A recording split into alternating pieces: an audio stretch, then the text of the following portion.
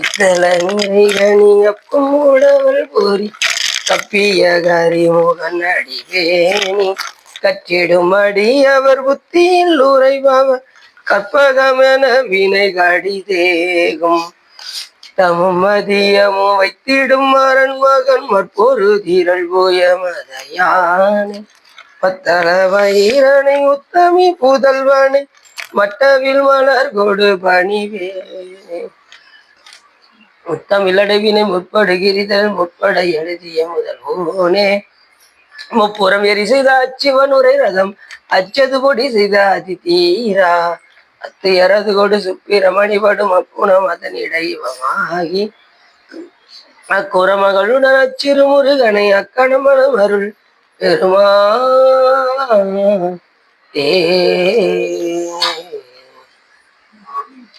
எந்தாயும் எனக்கருள் தந்தையும் நீ சிந்தாகுலமானவை தீத்தனையாள் கந்தா கதிர்வேலவனே உமையாள் மைந்தா குமரா மறைநாயகனே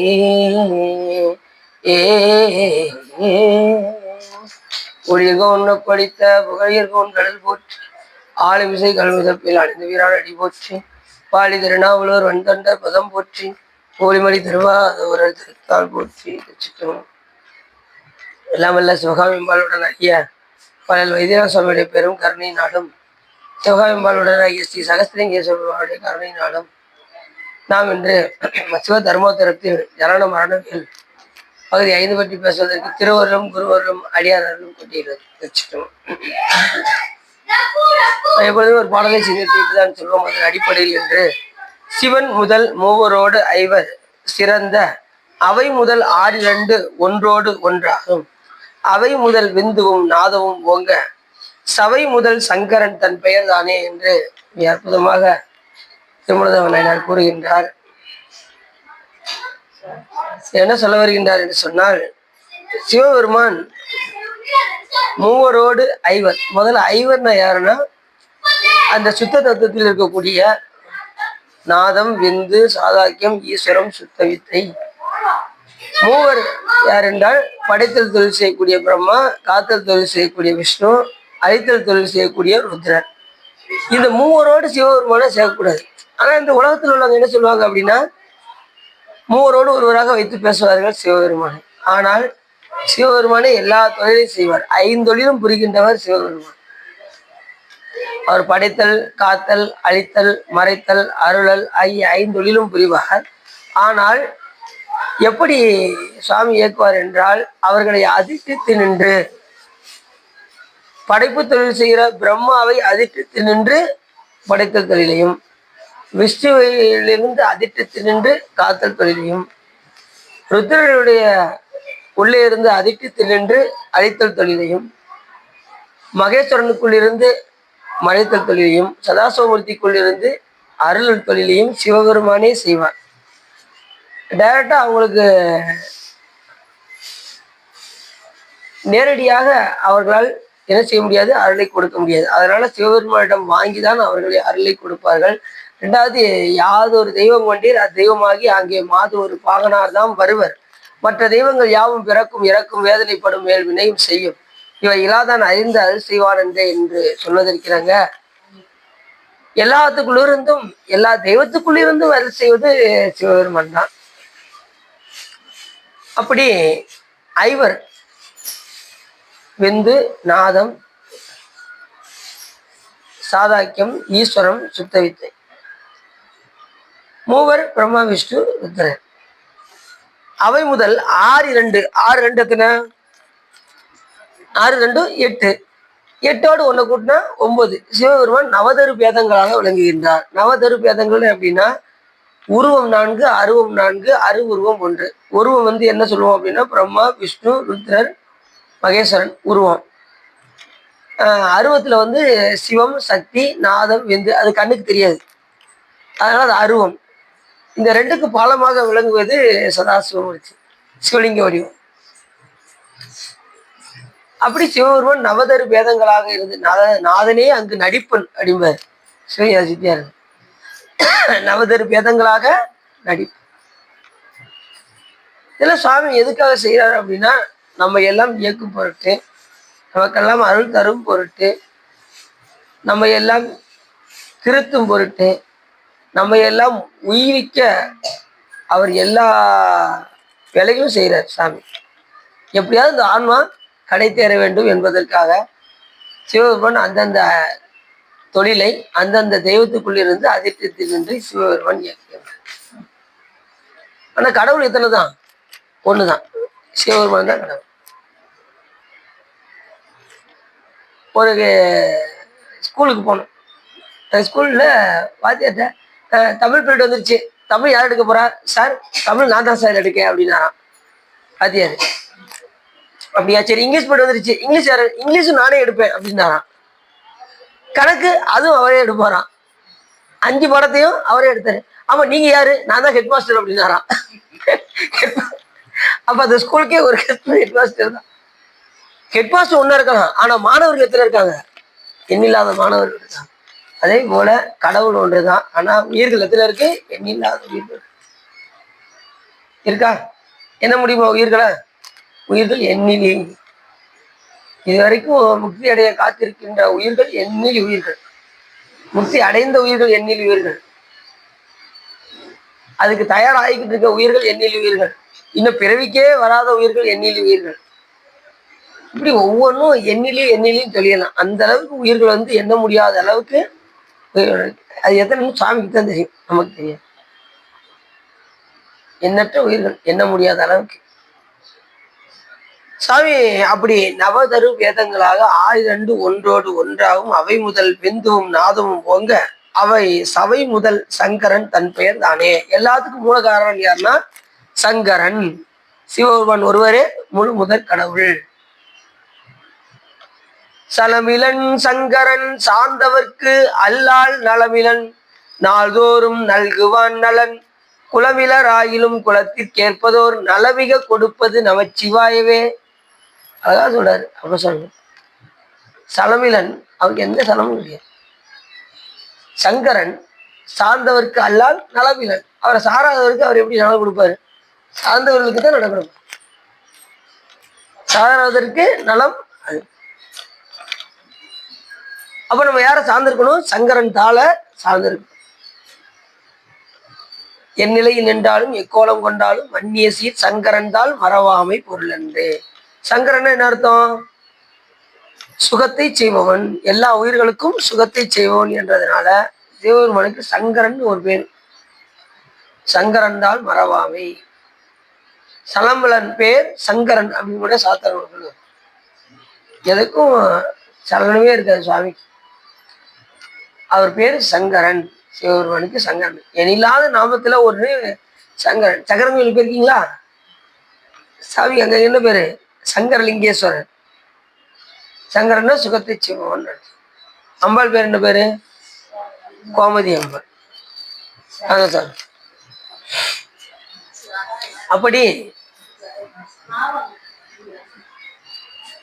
இந்த விந்து நாதம் 36 தத்துவத்துல சுத்த தத்துவத்துல இருக்கக்கூடிய அந்த 5 தத்துவத்துல சாமி என்ன பண்றாருன்னா, அங்க அந்த பிரம்மா விஷ்ணு ருத்தர் இவர்களை வைத்துதான் சாமி என்ன பண்றாரு, அவங்களுக்கு சுவாமி நேரடி கண்ட்ரோல். அங்க போன ஆன்மா மறுபடியும் எங்க வராது? பூமிக்கு வராது. மற்ற எந்த தத்துவத்துக்கு போனாலும் பூமிக்கு வர்றதுக்கு வாய்ப்பு இருக்கு. காலம் ஏதி கலை வித்தை அராகம் புருடன் மாயி அஷ்டமயா போனத்துக்கு போனாலும் வர்றதுக்கு வாய்ப்பு இருக்கு.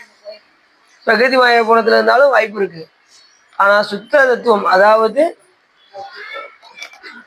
விஞ்ஞான கலர் ஆன்மாக்கள் இங்க பூலோகத்துக்கு வருவதான வாய்ப்பு இல்லை. மற்ற எந்த லோகத்துக்கு போனாலும் பூமிக்கு வந்துதான் ஆகும். அப்படி இத பாட்டுல கூட சொல்றாரு, மூவரோடு சிவபெருமான சேர்க்கக்கூடாது அப்படின்னு. யார் சொல்றா? மாணிக்கவாசகர் சொல்றாரு. ஏற்கனவே சென்ற முறை அந்த பாட்டை பார்த்தோம். முந்திய முதல் நடு இறுதியும் ஆனாய் மூவரும் வருகில யாவர் மற்றறிவார் பந்தனை வீரலியும் நீயும் உன்னடியா வளங்குடில் தோறும் எழுந்தருளிய பரனே. பரனே செந்தலல் பூரை திரு மேனியும் காட்டி திருப்பெருந்தூரை ஊரை கோயிலும் காட்டி அந்தனாவதும் காட்டி வந்தாண்டாய் ஆரமுதே பள்ளி எழுந்தருளாயே.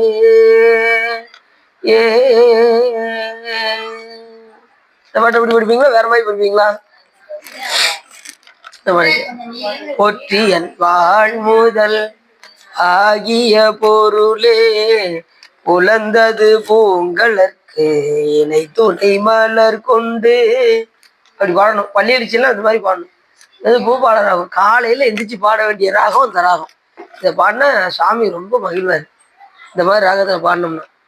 புவனியில் போய் பிறவாமையில் நாள் நாம் போக்குகின்றோம் அவமே இந்த பூமி சிவனுய கொள்கின்ற வாரென்று நோக்கி திருப்பெருந்தூரை உறைவாய் திருமாலா அவன் பெய்தவும் மலரவன் ஆசை படரவும் வளர்ந்தவை அருணையும் நீயும் அவனியில் புகுந்தமை ஆட்கொள்ள வல்லாய் ஆரமுதே பள்ளி எழுந்தருளாயே. இந்த மாதிரி ராகத்துல பாடினா ஊனெல்லாம் உருகிடும். அந்த மாதிரி ராகம் இது பூபால ராகம். காலையில எந்திரிச்சு பாட வேண்டிய ராகம் அந்த ராகம். அப்படி சிவன் முதல் மூவரோடு ஐவர் சிறந்த அவை முதல் ஆயிரண்டு ஒன்றோடு ஒன்று அவை முதல் விந்துவும் நாதமும் ஓங்க சவை முதல் சங்கரன் தன் பெயர் தானே என்று அற்புதமாக சொல்றாரு நமது திருமணதேவன். சங்க சலமில்லன் பேர் சங்கரன். எல்லா உயிர்களுக்கும் நலத்தை செய்வோம், எல்லா உயிர்களுக்கும் சுகத்தை செய்வோம், எல்லா உயிரும் துன்பமின்றி இன்பமாக வாழச் செய்வோம். அதனால சாமிக்கு பேர் சங்கரன் என்று பேர். எந்த சூழ்நிலையும் சங்கரன் தால மறக்காம இருக்கும். சாமியுடைய திருவடிய நின்றாலும் நடந்தாலும் கிடந்தாலும் துயின்றாலும் விழித்தாலும் இமைத்தாலும் அன்றாடும் மலர்பாதமாகிய சிவபெருமான் திருவடியை மறவாமல் இருக்கும். அப்படி அதே முதல் சொல்லும்போது சிவன் முதல்னாரு. சிவன் சாமியை சொல்லும்போது சிவன் தான் எடுத்துருக்காரு அந்த பாட்டை. ஏன்னா சிவன் என்னும் நாமும் தனக்கே உடைய செம்மேனியம்மா அவன் என்னை ஆட்கொண்டு அழித்திடும் யாவாகில் அவன் தலையான் பவன் என்னும் நாமம் பிடித்து திரிந்து பன்னால் அழைத்தாள் பன்னால் அழைப்பொழியான் என்றொரு நாள் எதிர்ப்புடுவேன் அப்படின்னு ஒரு இடத்துல இந்த சொற்பொழிவுக்கு இந்த இதை சொன்னேன். இந்த பாட்டுல விளக்கத்தை சொன்னதுமே 5 பேர் தீட்சி எடுக்க ஆரம்பிச்சிட்டாங்க சிவபூஜை. என்ன காரணம்னா சிவபூஜையில இந்த பவனனும் நாமம் பிடித்து திரிந்து பன்னால் அழைத்தால் பன்னால் அழைப்பொழியான் என்றொரு நாள் எதிர்ப்படுமேங்கிற அந்த வார்த்தையை சொன்னதுமே சிவதீஜிக்கு நம்ம பேரை கொடுத்துருங்க அப்படின்ட்டாங்க. ஏன் அப்படின்னா சிவபூஜையில அந்த ஓம் பவாய தேவாய நம பவாய தேவாய நம பவாய தேவசிய பத்னிய நம சர்வாய தேவாய நம சர்வாச தேவசிய பத்னிய நம அம்பாளுக்கும் சேர்த்து அர்ச்சனை பண்ணணும். சரி, இல்லைன்னா சாமிக்கு பண்ணும்போது ஓம் பவாய தேவாய நம ஓம் சர்வாய தேவாய நம ஓம் ஈசானாய தேவாய நம ஓம் பசுபதே தேவாய நம ஓம் உக்ராய தேவாய நம ஓம் ருத்ராய தேவாய நம ஓம் பீமாய தேவாய நம ஓம் மகதே தேவாய நம அப்படின்னு சொல்லி அர்ச்சனை பண்ணோம்னா இதை பன்னாள் சொல்லிக்கிட்டே இருந்தோம்னா ஒரு நாள் சிவபெருமான் நேரில் வந்துருவாராம் அப்படின்னு யார் சொல்றா? அப்பர் சுவாமி. அப்பர் சுவாமியுடைய வாக்கு யாருடைய வாக்கு? சிவபெருமான். பவனனும் நாமம் பிடித்து திரிந்து பன்னால் அழைத்தாள். ஒரு நாள் 2 நாள்ல நெடுங்கால சாமியை அச்சிச்சுக்கிட்டே இருந்தா ஒரு நாள் சிவபெருமான் நேரில். ரெண்டாவது அந்த முதல் வரியில சொன்னாரு சிவனனும் நாமம் தனக்கே உடைய செம்மேனி அம்மான் அப்படின்னு. அந்த சிவன் என்கின்ற நாமத்துக்கு என்ன சிறப்பு அப்படின்னா துன்பத்தை நீக்கி இன்பத்தை செய்வோன் என்றும் உயிர்களுக்கு மங்களத்தை தருவோன் என்றும் அப்புறம் எல்லா உயிர்களுக்கும் நன்மை செய்வோன் என்றும் இப்படி பல பொருட்கள் இருக்கு சிவன் என்கின்ற அந்த நாமம். சிவபெருமான் கடிதம் எழுதும்போது எப்படி எழுதுறாரு? சிவம்னு எழுதுறாரா சிவன் எழுதுறாரா? சாமி கடிதம் எழுதும்போது எப்படி எழுதுறாரு? வர சிவன். அதான் சொல்றீங்க. அதாவது சாமி கடிதம் எழுதும்போது எப்படி எழுதுறாருன்னா மதிமலி புரிசை மாடக்கூடல் பதிமிசை நிலவு பால் நிற வரி சிறகு அன்னம் பயில் பொழில் ஆலவாயில் மன்னிய சிவன் யான் ஒளி தருமாற்றம் தான் எழுதுறாரு. சிவம்னா சொன்னாரு, சிவன். சிவன் என்ன அர்த்தம்? அவன் ஒருவனே முழுமுதற் பொருள்னு அர்த்தம். சிவம் என்றால் எல்லாருக்கும் பொதுவா சொல்றது. ஆனா சிவன்ங்கிறது அவன் ஒருவனே முழுமுதற். அதனால மன்னிய சிவன் யான் ஒளி தருமாற்றம் பருவக்கொன் மூப்படி என பாவலருக்கு ஒருமையின் உரிமையின் உதவிய ஒளிதிகள் அப்படின்னு சாமியை கடிதம் எழுதி கொடுத்தாரு. இப்ப நம்ம எல்லாருமே இப்ப சிதம்பரம் போகும்போது அங்க போனோம், கொற்றவன்குடிக்கு போனோம். கொற்றங்குடியாருக்கு எழுதும்போது கொற்றவன்குடியாருக்கு எழுதிய கைச்சீட்டு வரும் பெற்றான் சாவானுக்கு படியின் மிசை பேதம் வர தீட்சை செய்து முக்தி கொடுக்க முறைன்னு சுவாமி கலந்து எழுதுறாரு. அங்க போன பால விஷயம் அவ்வளவு பண்றாங்க கொற்றங்குடியில. உமாபிஷேகத்தை பார்த்தோம்ல, பார்த்தோமா? உண்மையில அன்னைக்கு போன நேரம் எல்லா நேரமும் ரொம்ப நல்ல நேரம். எல்லா இடத்துலயும் அபிஷேகம், அலங்காரம், தீவாரணை ரொம்ப சிறப்பா இருந்துச்சு. சிதம்பரத்துல இருந்து ஒரு கோயிலா பார்க்க. சரி, அப்படி சிவன் முதல் மூவரோடு ஐவர். மூவரோடு சாமி என்ன செய்யக்கூடாது? அந்த ஐவரும் சாமி கிடையாது, இந்த மூவரும் சாமி கிடையாது. சாமி எல்லாவற்றையும் இயக்கக்கூடியவர் சிவபெருமான். வயக்காட்டுல ஓனர் அப்படியே மேற்பார்வை இடுறாரு அப்படின்னா அவருக்கு வேலை தெரியாதுன்னு இல்லை. அவர் எதுக்கே அந்த வேலை செய்யதான் ஓனராக இருக்காரு. ஆனா மற்றவங்க அவர் வந்தாருன்னா வேலை ஆட்டோமேட்டிக்கா நடந்துகிட்டே இருக்கும் வயக்காட்டுல. அப்படித்தானே? ஓனர் என்ன செய்வாங்க? அதனால கருத இருப்பாங்க, எல்லா வேலையும் நடந்துட்டு. அதே போல சிவபெருமான் மேற்பார்வையில படைத்தல் தொழில், காத்தல் தொழில், அழித்தல் தொழில், மறைத்தல் தொழில், அருளல் தொழில் எல்லாம் ஆட்டோமேட்டிக்கா நடந்துகிட்டே இருக்கும். இன்னொன்னா எல்லாமே எல்லா தெய்வத்துக்குள்ள இருந்தும் அதிட்டு இயக்குவது சிவபெருமானே அப்படிங்கிறத மறந்து.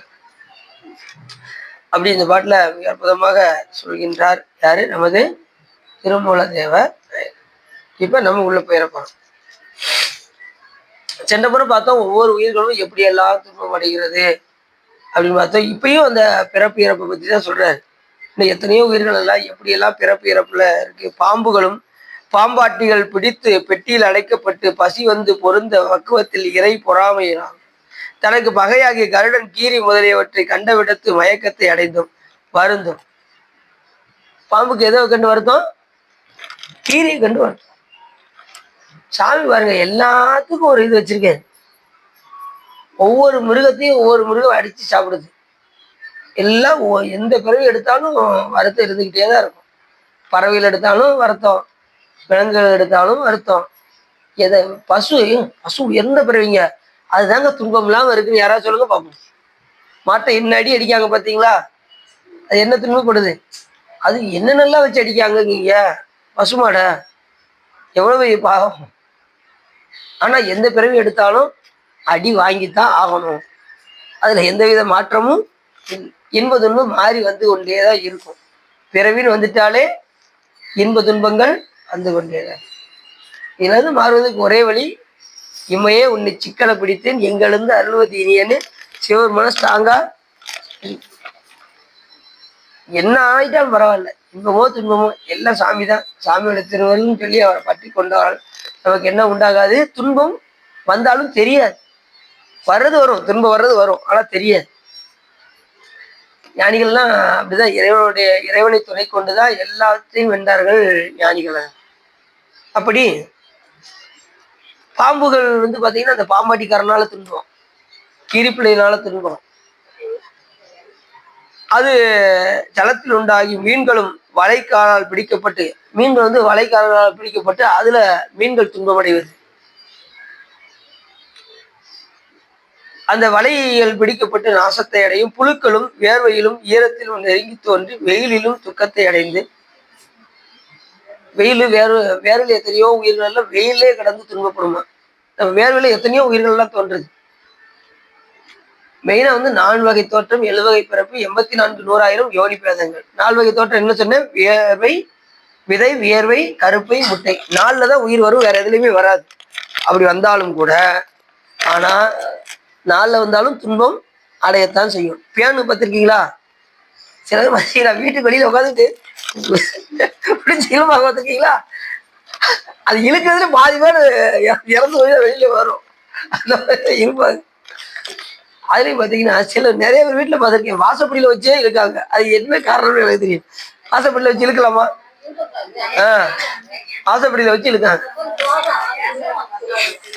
ஏன்னா பேடை வந்து வீட்டுல விழுந்துருமா, அதனால என்ன செய்வாங்க, நேரம் வாசல் வடிக்கு போய் பேடை இழுக்க அதுலதான் பூரா இல்ல துன்பப்படுகிற காரணம் அதுதான். அங்க வச்சு செய்யவே கூடாது, அங்க வச்சே செய்யக்கூடாது. வெளியில கொஞ்சம் உள்ள தள்ளி வந்து இழுத்து இப்ப தூத்து வெளியில் போட்டுக்கிற வேண்டியதானே.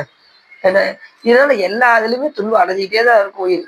அப்புறம் வேர்வையில் எத்தனையோ புழுக்கள் இதெல்லாம் வந்து இறந்து போடும். எல்லாத்துக்குமே வாழ்நாள் வந்து ரொம்ப கம்மி தான். எறும்புக்கு 1 நிமிஷம் தான். இப்படி ஒவ்வொரு உயிர்களுக்குமே ஒரு கால எல்லை வரையறை உண்டு. எல்லா உயிர்களுக்குமே பிரம்மா விஷ்ணுக்கு முதற்கொண்டுமே எல்லை வரையறை உண்டு. சென்ற முறை பார்த்தோம்ல, பிரம்மாவுக்கு வயது, விஷ்ணுவுக்கெல்லாம் பார்த்தோம். அவங்களுக்கெல்லாம் ஒரு கால எல்லை வரைதான். அதுக்கப்புறம் அவங்க போனதுக்கு அப்புறம் அந்த பதவிக்கு புண்ணியம் செஞ்ச ஆன்மா அந்த பதவியை போய் வகிக்கும். அவர்கள் இறந்து போனதுக்கு அப்புறம் அவங்க கீழே வந்து உலகத்துல வந்து சிவபூஜை செஞ்சு அவங்க மேன்மை அடைவாங்க. அப்படி தாவர வடிவமாகிய மரங்கள், மகத்தாகிய இருடிகள் மரபுரி தரிப்பது பற்றி பட்டையை வெட்டி உரிப்பதனாலும் வேலையை செய்யும். மரங்கள் கூட பாருங்க, அதுவும் உயிர் தான். அதை பட்டையை உரிச்சு என்ன செய்வாங்களாம், அதை வேதனைப்படுத்துவாங்க மக்கள். எப்படிலாம் இருக்கு பாருங்க. எல்லா இதுலயும் உயிர்களுக்கு வந்து துன்பம் தான்.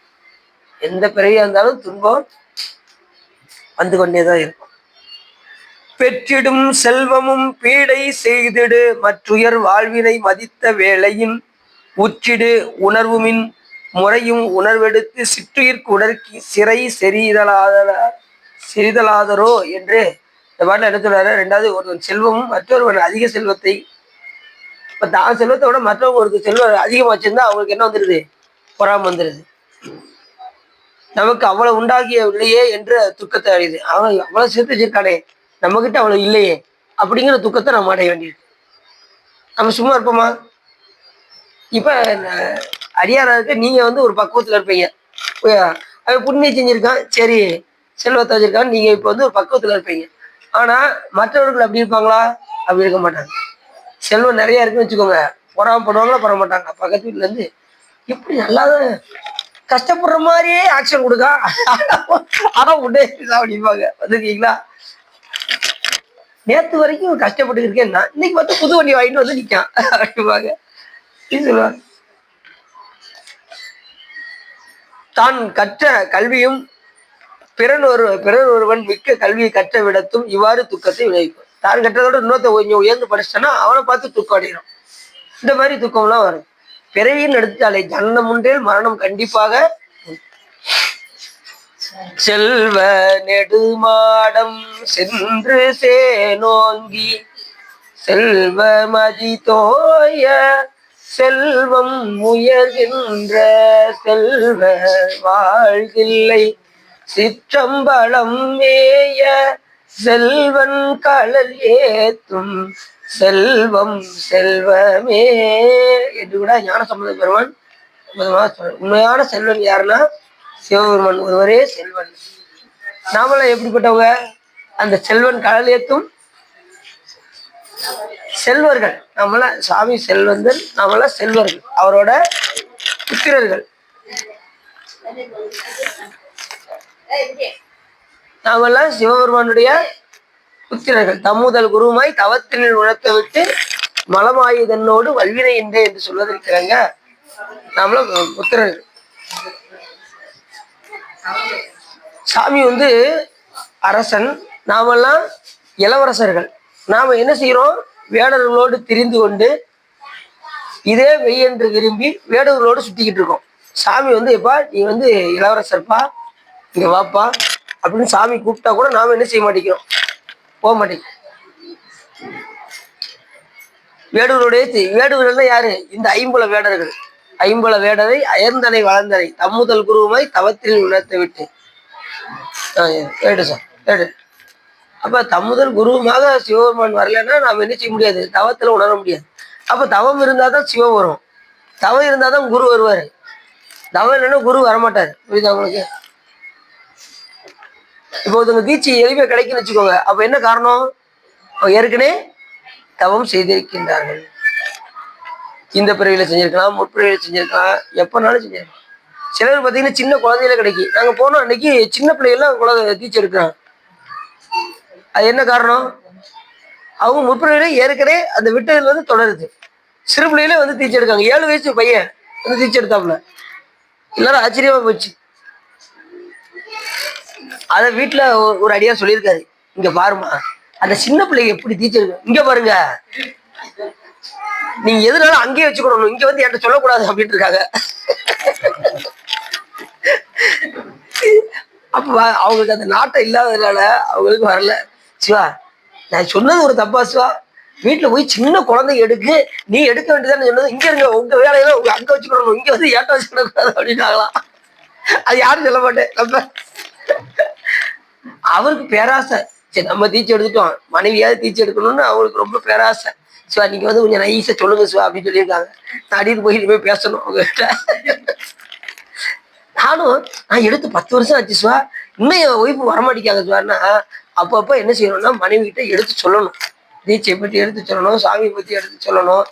எதை போனோம் வேலை முடிஞ்சு போனோம், சாப்பிட்டோம், உறங்கணும் அப்படின்னு இல்லாம ஒரு 5 நிமிஷமாவது மனைவி கிட்ட உட்காந்து பேசணும், பிள்ளைகிட்ட உட்காந்து பேசணும், சாமியை பற்றி எடுத்து உரைக்கணும்.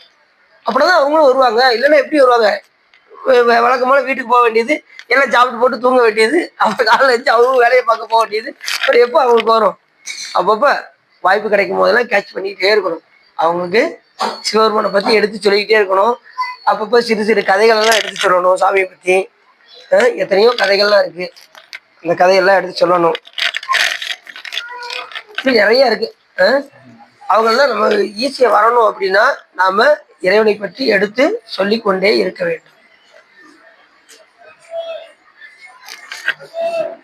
அப்படி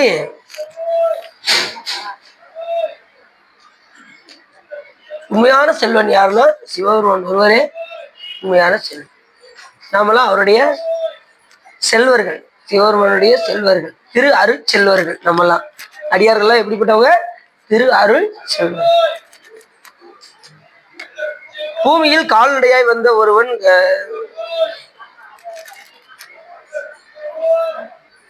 ஒருத்தர் நடந்து போயிட்டு இருக்கும்போது ஒரு குதிரையில போனான்னா நமக்கு குதிரையில போக முடியலையே அப்படிங்கிற வருத்தம், அந்த மாதிரி வருத்தம் அடைகிறோம். அதான் பூமியில் கால்நடையே வந்த ஒருவன் தனக்கெதிரே சந்தோஷத்துடன் குதிரை ஏறி வருவனை கண்டு நாமும் குதிரை ஏற பெற்றோம் இல்லையே என்று வருத்தம். ஒரு பல்லைக்கு ஏறி எதிரே வருவனை கண்டு முன்னுள்ள சந்தோஷத்தை ஒழித்து தனக்கு அது உண்டாயிட்டில்லையே என்று வருத்தம். பல்லக்கில் போனா அதுல போக முடியலையே வருத்தம்.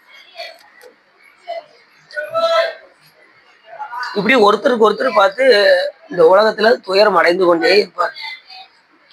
அந்த துயரத்துக்கு இதே எல்லையே கிடையாது. ஒவ்வொரு பிறவிலையும் துன்பம் வந்து கொண்டேதான் இருக்கும்.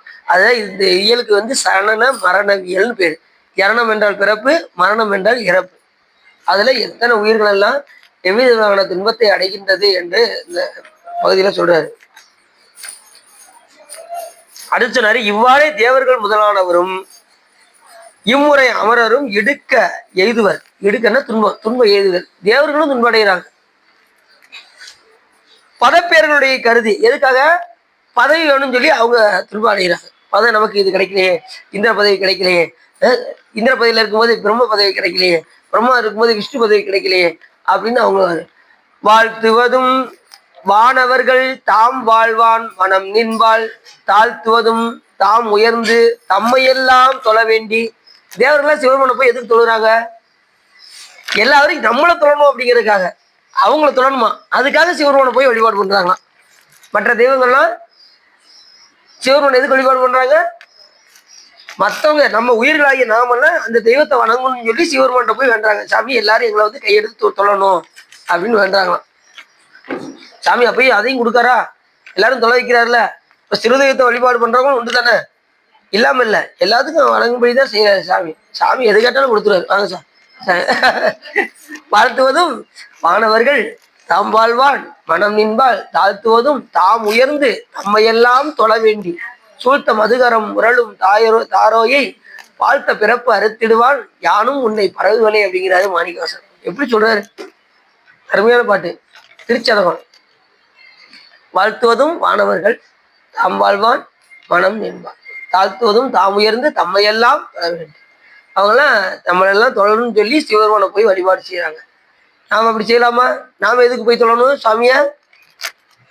இப்பிறவி தப்பிடில் எப்பிறவி வாய்க்குமோ வாய்த்தது ஈதோ ஒரு பிறவி நம் தமக்கு மதித்திடுமின். இந்த பிறவி விட்டாச்சுன்னா நமக்கு பிறவி மனித பிறவி தான் வரும்னு சொல்ல முடியாது. அதனால வாய்த்த இந்த பிறவியை நம்ம நல்லா மதித்து மதித்திடுமின்னார் அப்பர் சாமி. இந்த பிறவியை மதிச்சுப்பா. ஏன்னா அடுத்து மனித பிறவி வருதுன்னு சொல்ல முடியாது. கிடைச்சி இந்த பிறவி விட்டுறாத. எப்படியாவது சாமி வழிபாடு பண்ணி உய்யக்கூடிய வழியை பார்த்துரு. எப்படியாவது காலகாலத்துல தீச்சி எடுத்துரு. குருவரில் குருவரில் பெற்றாச்சுன்னா எவனுக்கு வேலையே கிடையாது. தொடவே முடியாது. குருவர் பெற்றாச்சுன்னா மற்ற நேரம் கூட வந்து எடுத்துட்டு போறதுக்கு வாய்ப்பு இருக்கு. தொட்டா இது எதுவுமே செய்யறதுக்கு வாய்ப்பே இல்லை. குருவர் பெற்றாச்சுன்னா. ரெண்டாவது அஞ்சலத்தை சொல்லியாச்சுனாலும் எவனுக்கு வேலை கிடையாது. எமதூதரும் அஞ்சவர் இன் சொல்லால் நயம் வந்து ஓதவல்லா கவி நன்னினாள் நேமம் தான் நினைவார்க்கு இனியா நெற்றி நயன நாமம் நமச்சிவாய். அப்படி எல்லா இதுலயும் நமக்கு துன்பம் வந்துகிட்டே தான். ஒவ்வொரு பிறவிலையும் நமக்கு துன்பம். இந்த தேவர்கள்லாம் என்ன செய்வாங்க? பதப்பேர்களை அடைவதற்காக ஒவ்வொருத்தரும் போய் சிவபெருமானை போய் தொழுகின்றார்.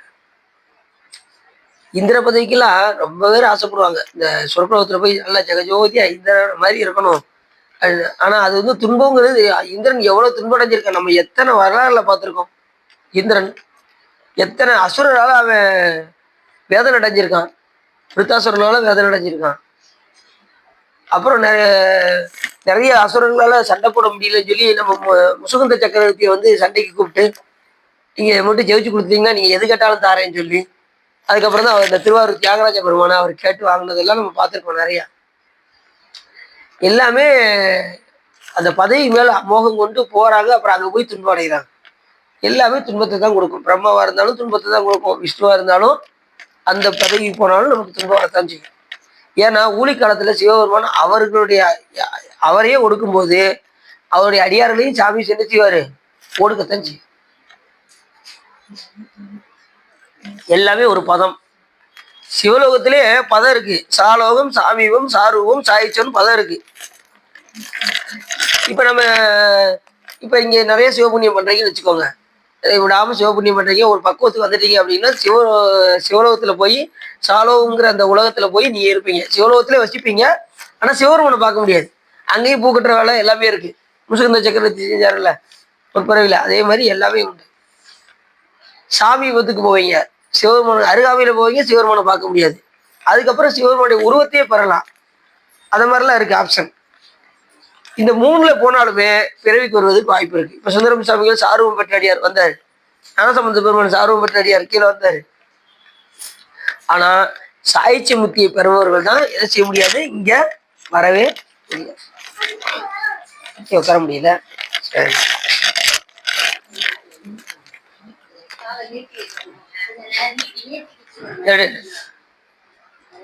அப்ப அதெல்லாம் ஒரு பதவி என்பதை நம்ம மறக்கணும். வாழ்த்துவதும் வானவர்கள் சிவபெருமானை போய் வாழ்த்துறாங்க. எதுக்காக? தம்மை எல்லாம் தொழ வேண்டி அவங்கள தொழுவதற்காக மற்றவங்க அந்த பதவியை தக்க வைத்துக் கொள்ள வேண்டும் என்பதற்காக சிவபெருமானை போய் தொழுகின்றார். நாம அப்படியா? நாம தொழுவதில் எதுக்கு? பிறவாமை வேண்டும் மீண்டும் பிறப்பு உண்டேல் உன்னை என்றும் மறவாமை வேண்டும் இன்னும் வேண்டு நான் மகிழ்ந்து பாடி அறவா நீ ஆடும் போது உன் அடியின் கீழ் இருக்கு என்றார். சிதம்பரத்து போனோம். எல்லாத்தையும் பார்த்தோம். மேலே போய் சிற்றம்பலம் மேடையில போய் அங்கே மாணிக்கவாசகர், காரைக்கிழமையாரு, நடராஜ பெருமான், அம்பாள், சிவகாமி எல்லாம் மேலே போய் பார்த்தோம். ரொம்ப அற்புதமா இருந்துச்சு. அது ஒரு சிறப்பு என்ன அப்படின்னா, அதுதான் சிறப்பு. அப்படியே போனதுமே எப்பயுமே நடராஜ பெருமான் வந்து ஏதாவது ஒன்று உணர்த்துவார்.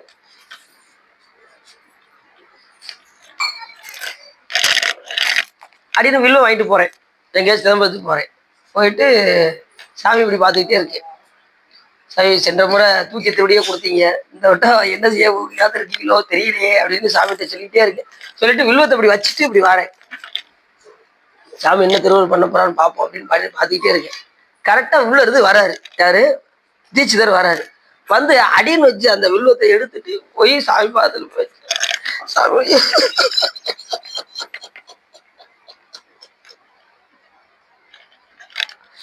எல்லையில்லாத எந்த நேரம் பொன்னம்பலம் சொல்ல சாமி ஏதாவது சொல்லிட்டே இருப்பேன். கரெக்டா 25 இருக்கும். எப்படி 25 உள்ள இருக்கும். ஒவ்வொருத்தரும் பாக்கெட்டா வச்சுக்கிட்டே இருக்காங்க. 25 உள்ள இருக்கும். கரெக்டா வச்சுட்டு இப்படி வரேன். கரெக்டா அதை எடுத்துட்டு போய் சாமி பார்த்துட்டு போய் அப்படி தூக்கி தொழில போயிருக்கேன். எவ்வளவு பெரிய சிறப்பு. சாமி கேட்கறன்னு ஒரு துளி அன்பு, இந்த ஒரு துளி அன்பு கொடுத்தாலே இல்லை இல்லாத ஆனந்தத்துல அழுத்திடுவாரு சாமி. அதுல இருந்து நம்ம மீளவே முடியாது, அந்த அளவுக்கு ஆனந்தத்தை கொடுத்துருவாரு சாமி. அது கொடுக்கும்போது நமக்கு எவ்வளவு மகிழ்ச்சியா இருக்கு. நம்ம எதை எடுத்துட்டு போறாரு சாமி அப்படின்னு எவ்வளவு மகிழ்ச்சியா, அவ்வளவு சாமி. பொன்னம்பலமென்றே ஒல்கானிற்கும் உயிர்க்கு இறங்கி அருளா என்னை உடையானே என்று சொல்ல வைக்கிறாங்க. அப்புறம் எந்த பதியம் தான் படித்தேன் அடி முன்னாடி சாமி. அடியார் நடுவில் இருக்கும் அருளை புரியாய் பொன்னம்பலத்தை முடியா முதலே என் கருத்து. என்னைக்கு இந்த பதியத்தை சாமி மாதிரி படிச்சிடும், அப்ப இருந்து இப்போ வரைக்கும் சாமி அடியார் நடுவிலேயே தான் வச்சிருக்காரு. எப்போ பார்த்தாலும் ஒரு பஸ்ஸு காலேஜ் வந்துருது, எங்கனாலும் நம்ம யாத்திரை போறோம், உலகப்படி பண்ண போறோம். ஆனா சாமியுடைய கருணை, நம்ம சாமி என்ன கேட்கறோமோ அதை கொடுப்போம். இன்னொன்னு, அடியார் நடுவில் இருந்தா நம்ம எங்க போக மாட்டோம், புறத்துல நமக்கு மனசு வராது. அப்படி போனாலும் எங்கே உன் அடியான் உன்னை நினைந்தால் அங்கே வந்து சுவாமி அருள் செய்ய அடியார். தவறு செய்ய துணிஞ்சா கூட சாமி செய்ய விடாம ஆக்கிடுவாரு. புரியுதா உங்களுக்கு? புறம் போகல் நான் புறத்துல போகணும், சாமி என்ன பண்ண விட மாட்டாரு, தவறு செய்ய விட மாட்டேன். அடியார் நடுவில் இருந்தா இல்லைன்னா ஈஸியா தவறு செஞ்சுட்டு ஒளி கெட்டவர் வாங்கி, எத்தனையோ பேர் பார்த்தீங்கன்னா அடியாரா இருந்து கெட்டவர் வாங்கி கொலை குற்றம்லாம் புரிஞ்சு ஜெயிலுக்கு போன ஆளுகள்லாம் உண்டு. ஏன்னா அடியார் நடுவில் இருக்காதுதான் காரணம். புரியுதா உங்களுக்கு? தனியாக நானே எல்லாம் பண்ணுவேன் அப்படின்னு சொல்லி சில பேர் பார்த்தீங்கன்னா ஒரு பூஜை நடத்துறேன்னு சொல்லி, நான் இன்னும் யாரும் சொல்ல மாட்டேன், ஒருத்தர் பூஜை நானே நடத்துவேன் அப்படின்னு சொல்லி இதுல இருந்து கடைசி என்ன ஆயிடுச்சு, அந்த ஏதோ ஒரு இது பிடிச்சி எரிஞ்சிருச்சான். அது கடைசி அவர் ஜெயிலுக்கு போய் செஞ்சு ரொம்ப துக்கப்பட்டுதான் வெளியில வந்தார். எந்த செயல் செஞ்சாலும் நான் செய்தேங்கிற உணர்வு இல்லாம அடியார்களோடு இருந்து அந்த காரியத்தை செய்தால், ஏதாவது அடியார் நடுவுலே இருந்து செஞ்சா நமக்கு துன்பம் வராது. புரியுதா உங்களுக்கு? போதும் சார், போதும் நீங்க போதும் சாப்பிடுங்க. ஊத்தி இப்ப கடைசி முடியல.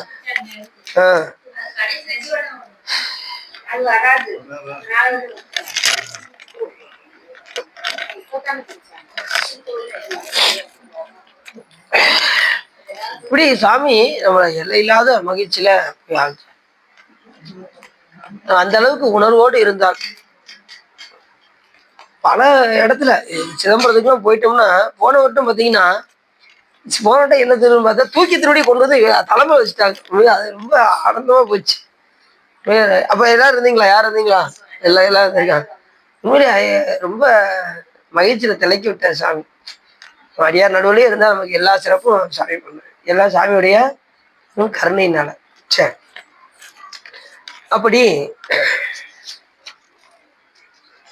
அதுபோக போற வழிபாட்டுலயுமே பாத்தீங்கன்னா ஒவ்வொரு இடத்துலயும் திரை போட்டிருப்பாங்க.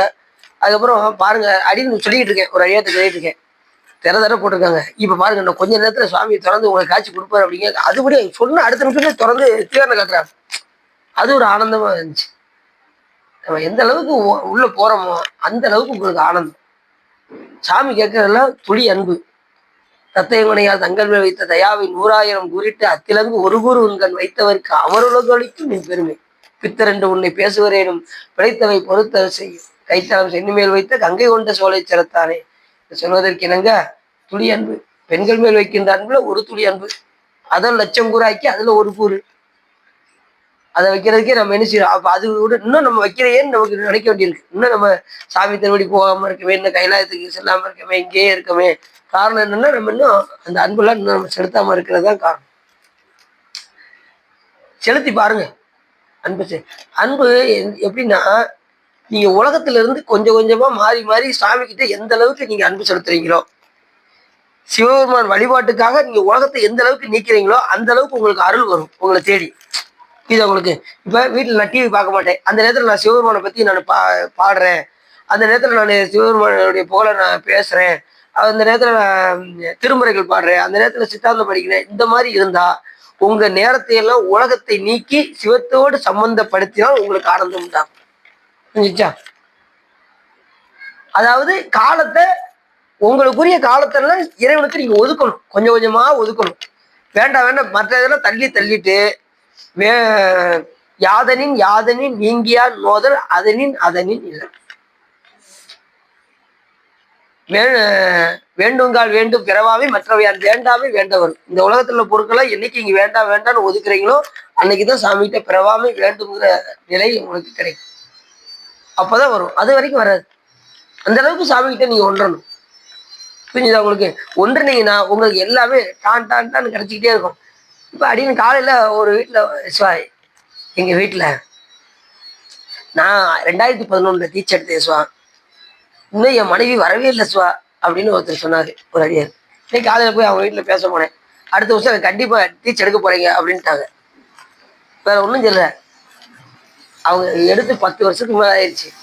நீங்க நேரம் அவர் சிவபூஜை எடுத்து நீங்க சமயத்து நீங்களும் விஷயம் எடுத்துருக்கணும் இந்த நேரத்துக்கு. அவங்க அடுத்த வருஷம் அவங்க சிவபூஜை எடுக்கும்போது நீங்க சமயத்துக்கு எடுத்துங்க சுவாய். இனிமே என்ன இருக்கு, 40 வயசுக்கு மேலே ஆயிடுச்சுன்னா இனிமே வாழ்க்கையில என்ன இருக்கு?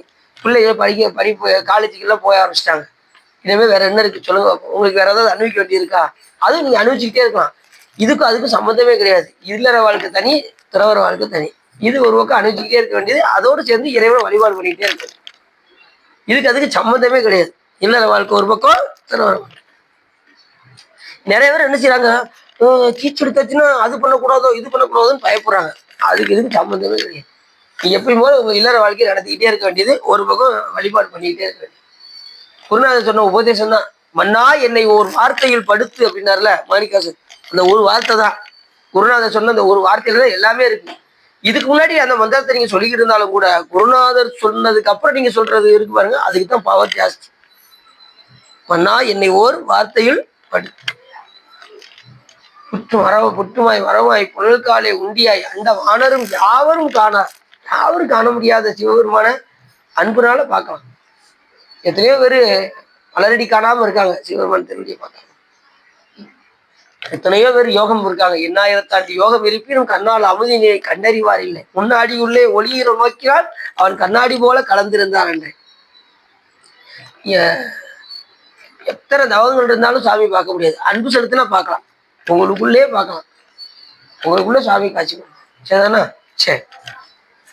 அப்படி தேவர்கள் எல்லாம் வாழ்த்துவதும் மாணவர்கள் தாம் வாழ்வான் மனம் நின்பாள் தாத்துவதும் தாமுயர்ந்து தம்மையெல்லாம் தொலைவின்றி சூழ்த்தம் அதுகரம் முரளும் தாரோயே பார்த்த பிறப்பு அறுத்திடுவான் யானும் முன்னை பரவுவனே அப்படின்னு மாணிக்கவாச பெருமான் சொல்றாரு. எதுல சொல்றாரு? திரு சதகம் பாடியிருக்கீங்களா? இது என்ன சுவா சொல்லிட்டீங்க, சரி நாங்க அதை தானே பாடிக்கிட்டு இருக்கோம் அப்படிங்கிறது. சரி. சிவபெருமானுடைய ஸ்ரீபாத கமலத்தை அடைந்து சிவானந்தத்து பூதியில் திளைத்திருப்பதே அழியாத செல்வமாகும். அது ஒன்றுதான் முக்கியமான செல்வம், மற்றதெல்லாம் செல்வமே ஆகாது. எல்லாம் யமன் பதவி அடைகிறதுக்கு என்ன பண்றா பாருங்க, அந்த யம பதவி போயிடுச்சு. மார்க்கண்டேயரை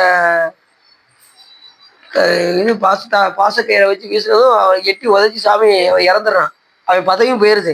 சாமி என்ன பண்றாரு, மறுபடியும் அவருக்கு அந்த பதவி கொடுக்குறாரு. யமனுக்கு, இந்திரனுக்கு பதவி கொடுக்குறாரு, விஷ்ணுவுக்கு பதவி கொடுக்குறாரு.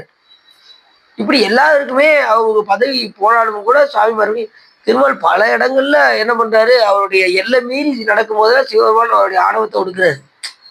இப்ப நம்ம போனோம்ல திருப்புவனம் சிரமமூர்த்தி பார்க்க போனோம்ல, நரசிம்ம அவதாரம் எடுத்து அவர் என்ன பண்றாரு, குடலை உருவும் போது அவர் உக்கரம் தண்ணியிலன்றதும் அவர் அழிக்க போயிடுறாரு. உடனே சாமி அவரவரை ஒரு கொடிய உருவம் எடுத்து சிங்க முகம், மனித உடல், பறவை ரெக்க, அதோட சென்று போய் சரவமூர்த்தி என்கின்ற வடிவத்தை எடுத்து அவருடைய உக்கரத்தை குறைக்கிறார். யாரு? ஒவ்வொரு பிறவிலையுமே அவருடைய உக்கரத்தை சுவாமி குறைப்பார். அதுக்கப்புறம் மறுபடியும் அவர் இந்த பதவியா அவருக்கு சுவாமி கொடுப்பார். அப்ப ஒருத்தர் அவருடைய பதவியை தூக்குறதும் பதவியை இருக்க வைக்கிறதும் யாரால முடியும்? சிவபெருமானால முடியும். ஒருத்தர் போனா, இப்ப கைலாயத்துல போய் சிவபெருமான் போய் பார்க்க போயிருக்காரு. இப்ப நான் ரொம்ப பிஸிப்பா அப்படின்னாரான். என்ன சாமி சொல்றீங்க? ஆமாப்பா, ஒருத்தனுக்கு பதவியை கொடுக்க வேண்டியிருக்கு, ஒருத்தனுக்கு பதவியை தூக்க வேண்டியிருக்கு, ஒருத்தனை இந்திரனுக்கு புதுசா ஒரு பதவியை உட்கார வைக்க வேண்டியிருக்கு, ஒருத்தன் தப்பு செஞ்சானா மறுபடியும் பூலோகத்துக்கு அனுப்ப வேண்டியிருக்கு. இப்படி எனக்கு ஏகப்பட்ட வேலைகள். நீ என்னை பார்க்கணும்னா, நீ நல்லா சந்தோஷமா ஆனந்தமா பார்க்கணும்னா நீ சிதம்பரத்துக்கு வந்துரு அப்படின்னா சிவபெருமான். தில்லைப்புராணத்துல வருது.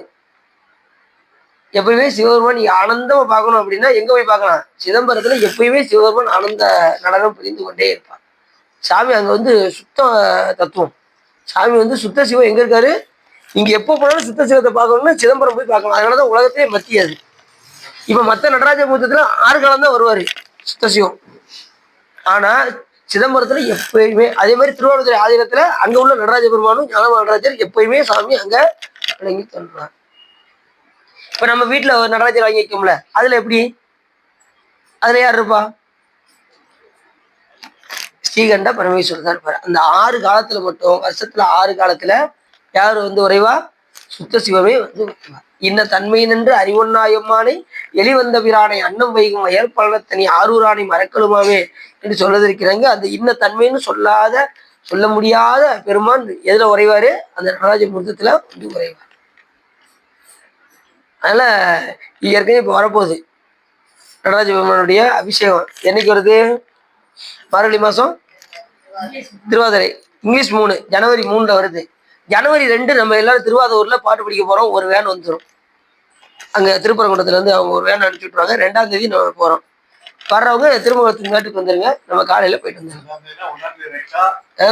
2ஆம் தேதி காலையில அதிகாலையில 7 மணிக்கு 7 மணிக்கு வண்டி எடுத்துங்க சார். நம்ம காலேஜ் அப்புறம் அங்க போய் சாப்பிட்ற மாதிரி 8 9 மணிக்கும் 6:30 வந்துடணும். அங்க போய் காலேஜ் அப்புறம் சாப்பிட்டு அப்படி ஆரம்பிக்கிற மாதிரி சார். சரிதானா? இது அது வந்து இது திருவாதிரை. 2ஆம் தேதி அவங்க திருப்பரங்குன்றத்துல இருந்து படிக்க போறாங்க சார். புரியுதா? போன வருஷம் வந்தீங்கல்ல எல்லாரும், வேன் அனுப்பிச்சுட்டாங்களே. இந்த வட்டம் வேன் அனுப்புறாங்க. நம்ம போய் அவங்க கூட படிச்சுட்டு வரோம். அவங்க அடியார்கள் கம்மியா இருக்காங்க. அதனால நம்மளை கூப்பிடுறாங்க. நம்ம போய் சேர்ந்து படிட்டு வந்துடுவோம். சரிதானா? ஃப்ரீ தான் வேனு. முடிஞ்ச அளவுக்கு எல்லாரும் வர்றவங்க வந்து படிட்டு வந்துடுவோம். சரிதானா சார்? நீங்க ரூபா சொன்னாலும் நீங்க வந்துடுவீங்க. அதை பத்தி பிரச்சனை இல்லை. இருந்தாலும் சொல்லிடணும்ல, அதுக்காக சொல்றேன்.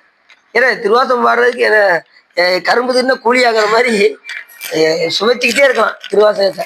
திருவாசகத்துக்கு குறுகார், ஒரு வாசகத்துக்கும் குறுகார். சரிதானா? அடங்கி வந்துருங்க. சரிதானா? நீ போன்ட்டு வந்தீங்க வரல, இந்த வட்டம் வந்துருங்க. சரிதானா? சரி.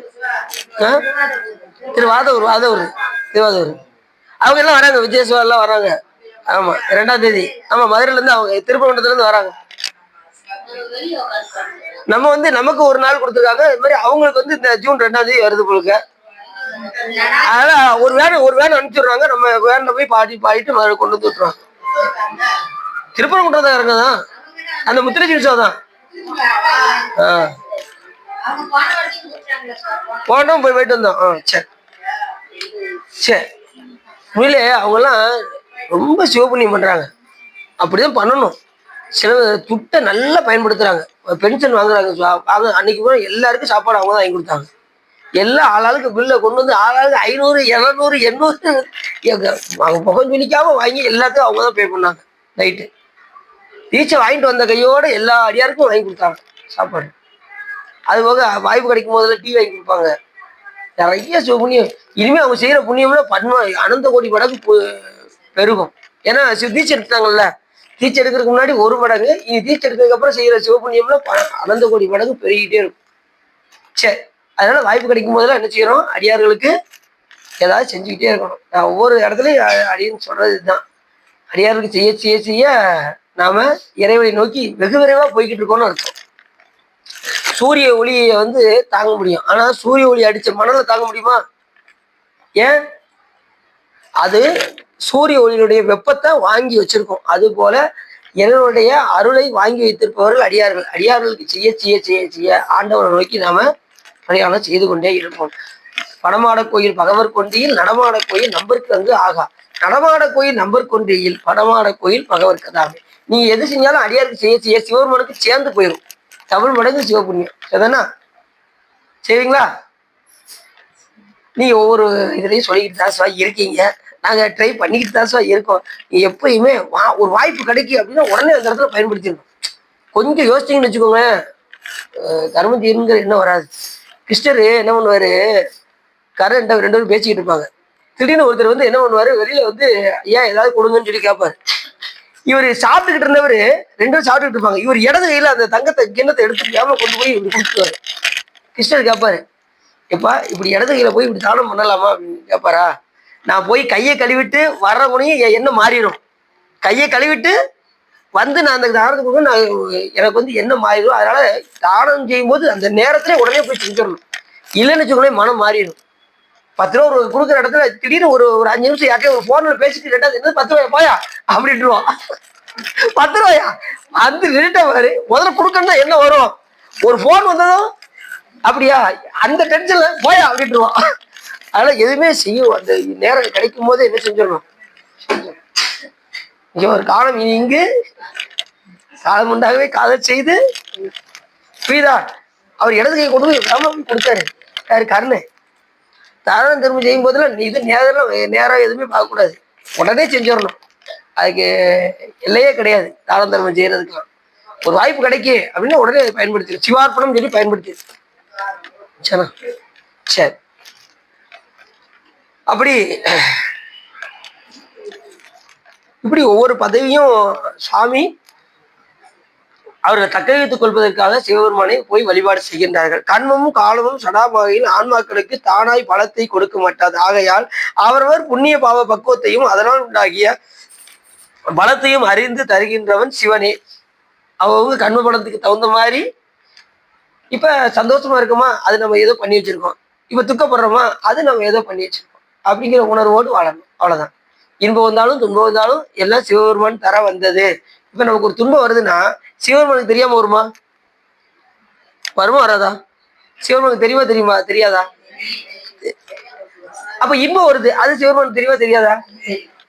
அப்ப இன்பம் வரும்போது மட்டும் நல்லா சந்தோஷப்படுறீங்க, துன்பம் வரும்போது மட்டும் ஏன் கவலைப்படுறீங்க? அது இறைவன் தானே தர்றாரு, அதையும் நம்ம அனுபவிச்சுக்கணும்ல.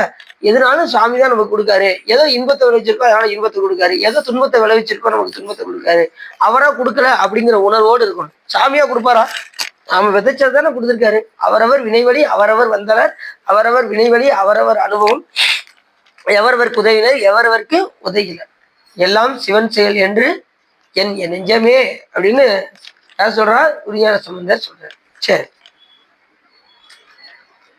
ஆன்மாக்களுக்கு பரிபூர்ணமான வயது 100 என்றாலும் வேதாகமத்தில் சொல்லப்பட்டது. ஆனாலும் அவரவர் செய்த கர்மத்துக்கு ஈடாக கற்பகத்தின் நழுவி போவதும் பிறந்த உடனே அழிவதும் வளர்ந்து பால தருண வயதில் தசை அழிந்து அழிவதுமாய் இருக்கும் என்று அறிக. ஒவ்வொரு உயிரும் ஏற்கனவே சித்தியார்ல சொன்ன மாதிரி கருவினில் அழிவதாயும் கழிந்திடாத அழிவதாயும் வயசு என்னமோ 100 சாமி கொடுத்துருக்காரு. யாருக்கு? இந்த உயிர்களுக்கு. இந்த மனித பிறவி எடுத்தா 100 வயது. ஒவ்வொரு பிறவிக்கும் ஒரு வயது இருக்கு. எறும்பு எத்தனை வருஷம் உயிரோட இருக்கும்? ஒரு நிமிஷம் தான் உயிரோட இருக்கும். இப்படி ஒவ்வொரு உயிர்களுக்கும் ஒரு கால எல்லை வரையறை உண்டு. அதே போல நமக்கு ஒரு 100 வயசு கொடுத்துருக்காரு சாமி. அந்த 100 வயசு வரைக்கும் நீங்க விரலை விட்டு எண்ணிடலாம். 100 வயசு ஆனவங்கள நீங்க விரலை விட்டு எண்ணிடலாம். 1 2 கூட இப்ப சொல்ல முடியாது. 1 தேடுறதே பெரிய விஷயம். எல்லாமே 60 70 போய் சேர்ந்துடுறாங்க. அப்ப இந்த 60 70 போய் சேர்ந்துறவே அப்ப கிடைக்கிற காலத்தை எப்படி பயன்படுத்தணும் யோசிச்சு பாருங்க. எப்படி இறைவனுக்கு பயன்படுத்தணும்? கொஞ்சம் கூட கேட்படாம இறைவனை நினைச்சுக்கிட்டே இருக்கணும். அது சொல்லுவாங்கல்ல, சந்துல சிந்து பாடணுமாங்களா, அது மாதிரி வாய்ப்பு கிடைக்கும் போதுனா சிவத்தை நினைச்சுக்கிட்டே சும்மா உட்காந்தா கூட சிவத்தை நினைச்சுக்கிட்டே. ஏன்னா பிறவி அப்படிப்பட்ட பிறவி பயன்படுத்தணும். கொஞ்சம் வாழ போகுது கொஞ்ச காலம் நல்லா சுவாமியை நினைக்கணும். சாமி நினைந்து நினைந்து வாழணும். நினைப்பவர் மனம் கோயிலா கொண்டவன் அனைத்தெலும்புமாம் அம்பல கூத்தனை திணைத்தொழுதும் மறந்து உய்வனோ. திணைத்தொழுது கூட சுவாமி செய்த கருணை எண்ணி நம்ம மறக்கக்கூடாது. அது செய்கின்ற உபகாரம் அப்படி. ஒவ்வொரு நாளும் ஒவ்வொரு நிலையிலையும் நம்ம காலையில கண்ணை திறந்து இரவு உறங்குற வரைக்கும் ஒவ்வொரு நிமிஷமும் ஒவ்வொரு பொழுதும் உறங்கிட்டாலும் கூட சுவாமி தான் இருந்து நம்ம 24 மணி நேரமும் டியூட்டி பார்த்துக்கிட்டே இருக்காரு சிவபெருமான். நாம கூட என்ன செய்யறோம்? எனக்கு ரொம்ப ஓய்வா இருக்குங்க அப்படின்னு உறங்கிறோம். சாமிக்கு ஓய்வும் கிடையாது, உறக்கமும் கிடையாது, உண்றதுக்கு நேரமும் கிடையாது. அதனால இந்த பிறவியை நாம மதித்து வாழ வேண்டும். சரி, ஆனா எந்த நிலையிலையும் உயிரானது அழியும். அப்ப இருப்பதுக்குள்ளே உள்ள போதே பார்வைய கருவினில் அழிவதாயும் கழிந்திராது அழிவதாயும் பாலனாய் அழிவதாயும் பரிணமித்து அழிவதாயும் தருணனாய் அழிவதாயும் தான் நரைத்து அழிவதாயும் உடம்பே அழியுமே. ஆனால் உள்ள போதே பார்வைய இருக்கும்போதே சிவபெருமான் வழிபாடு செய்து உய்யக்கூடிய வழியை நாம பார்த்து விட வேண்டும். சரிதானா? அதைத்தான் இந்த பாட்டுல சொல்றாரு. மரணம் கால மிருத்தி என்றும் அவமிருத்தி என்றும் இருவகைப்பட்டிருக்கும். அதில் அவமிருத்தியாகிய வாகன நூலில் சொன்ன ஔடதம் புசிக்கையாலும் சிந்தித்தண்டு முதலிய திரவியம் கொண்டு ஓமம் பண்ணுவதாலும் விருத்தியம் செய்ய மந்திர ஜபங்களினாலும் பெரிய தபோதரர்களையும் கிருபையுடன் அன்னம் முதலிய பாக வேகத்தை புசிப்பிக்கையாலும் திரும்பப்படும். என்ன சொல்றாருன்னா, ரெண்டு வகையான இது இருக்கு. ஒண்ணு மரணம், கால மிருத்தி. மரணத்துல ரெண்டு வகையான இது இருக்கு. ஒண்ணு கால மிருத்தி, இன்னொன்னு அவமிருத்தின்னு இருக்கு. அது இருவகைப்பட்டிருக்கும். ஒண்ணு அதை எப்படி நாம வெல்லலாம் அப்படின்னா, அந்த மரணங்கள்ல ரெண்டு வகை இதை எப்படி வெல்லலாம் அப்படின்னா, ஒண்ணு ஹோமம் செய்து, மற்றொன்று தபோதரர்கள் பெரிய பெரிய ஞானிகளை இல்லத்துக்கு வர வச்சு அவர்களுக்கு தானம் அன்னம் கொடுக்கறது. இந்த ரெண்டு வகையான நாம என்ன செய்யலாம், மரணத்தை வெல்வதற்கான வாய்ப்பு இருக்கு. இப்ப தபோதரர்கள் எங்க இருக்காங்கன்னு பாக்குறத இப்ப பெரிய விஷயம். தபோதரர்களை கண்டுபிடிக்கிறது. அதுக்கு தான் சொன்னாங்க, சாமியை பற்றிய 4 பேருக்கு எடுத்து உரைத்தால் ஒரு சிவஞானியை இல்லத்துக்கு வரவழைத்து அவங்களுக்கு 5 ஆண்டு அன்னம் பாலிச்சதுக்கு சமம். அதனால இப்ப சொற்பொழிவு நீங்க கேட்டுட்டு நீங்க உங்களோட விட்டுறாம வீட்டுல போய் அவங்களுக்கு எடுத்து சொன்னா உங்களுக்கு அந்த பலன் கிடைக்கும். புரிஞ்சிச்சா? வீட்டுல போய் சொல்லுவீங்களா? அண்ணன் போய் சொல்லிடுவீங்களா? ரைட்டு. நீ சொல்லிடுவீங்களா? வீட்டுல போய் பாப்பாட்டெல்லாம் சொல்றீங்களா? இங்க பாருங்க, எனக்குள்ளேயே வச்சுக்கிட்டேன். வீட்டுல போய் சொன்னா என்னை விட மாட்டாங்க. புரியுது அவங்களுக்கு? அதான் அதேதான் அப்படிங்கிறாங்க. இங்க கேட்கறதோட செய்ய வீட்டுல எல்லாம் போனோம்னா, ஓ நீ கோயிலுக்கு போறதுல இதுக்கு